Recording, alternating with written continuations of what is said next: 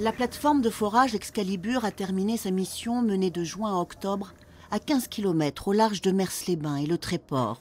Et les pires craintes des pêcheurs semblent se confirmer. Cette encombrante présence a fait fuir le poisson. La saison de pêche cet été, rouget, barbet, sèche. Nul. La moitié de l'année dernière. Vous avez des chiffres à nous communiquer? L'année dernière, c'était à peu près 1 tonne par 24 heures. Là, c'était à peine 500 kilos. Une baisse de moitié des pêches d'été pour la cinquantaine de chalutiers du Tréport, dont la moitié originaire du Crotoy. Et de grandes inquiétudes pour l'avenir. Si le parc industriel éolien voit le jour à partir de 2021, la plupart des patrons pêcheurs ne pourront plus pratiquer leur activité. Tous les petits bateaux côtiers comme moi, entre 10 et 12 mètres, moins de 12 mètres, on n'a pas le droit d'aller plus de 20 000, quoi. On n'est pas en pêche côtière ou la pêche au large. Donc pour nous, un grand bateau il va pouvoir aller au large, mais nous, c'est une destruction. L'ennemi désigné par les pêcheurs, Engie, porteur du projet de parc éolien offshore. Et pour le maire du Tréport, la fin probable de l'activité pêche sur sa commune. Ça représente 250 emplois pour les marins pêcheurs, ceux qui sont vraiment à la mer, sans compter le nombre d'emplois induits qui vient s'ajouter à ça.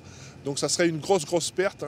Le futur parc éolien, c'est 62 mâts de 210 mètres de haut à partir de la surface de la mer. Et sous les eaux, un futur chantier colossal d'enfouissement.